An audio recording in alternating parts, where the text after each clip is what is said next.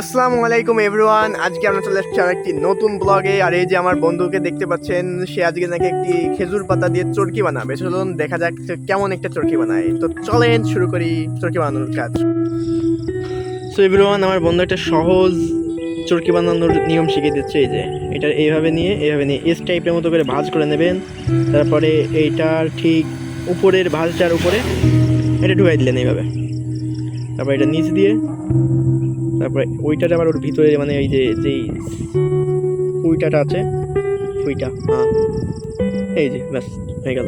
তারপর মাঝখানে একটি কাটা দিয়ে এবং অবশ্যই এটাকে মানে চারিদিকে সমান করে নিতে হবে, নাইলে ধরেন একদিকে ভালো থাকে কেটে একদিকে নেবেন। পাতলা থাকে, তো আপনারা এটা কেটে নিন। তো এটা কেটে নিতে পারেন আর কি।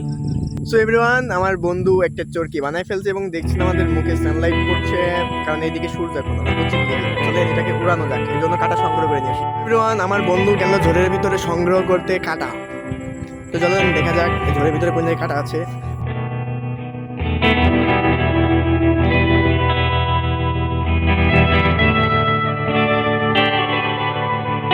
এই যে আমার বন্ধু কাটা সংগ্রহ করেছে এবং নিয়েও আসতেছে।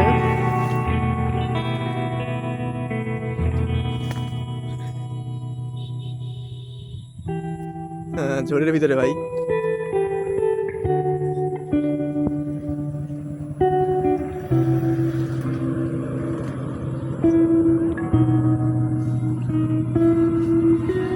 সো এভরিওয়ান, কাটা সংগ্রহ করা শেষ এবং চলেন এবার রাস্তায় যে এটাকে উড়িয়ে পরীক্ষা করে নিই। সো এভরিওয়ান, দেখলেন এটা ঘুরছে, কিন্তু বাতাস খুব কম, তার জন্য ঘুরছে না। তো এইবার দেখেন খুব পরিমাণে ঘুরছে, আর এই যে পয় পয় করে ঘুরছে, পুরাই পয় পয় করে। এভরিওয়ান, আজকে ব্লগ ছিল এই পর্যন্তই। আমাদের চরকা বানানোর কাজ শেষ এবং এটা উড়িয়েও দেখালাম। বাতাস কম হওয়ার কারণে খুব একটা উঠছিল না। তো পরবর্তী আরো ভালো কিছু দেখাবো ইনশাআল্লাহ। তো দেখা হচ্ছে পরের ব্লগে। আল্লাহ হাফেজ, ভালো থাকবেন সবাই।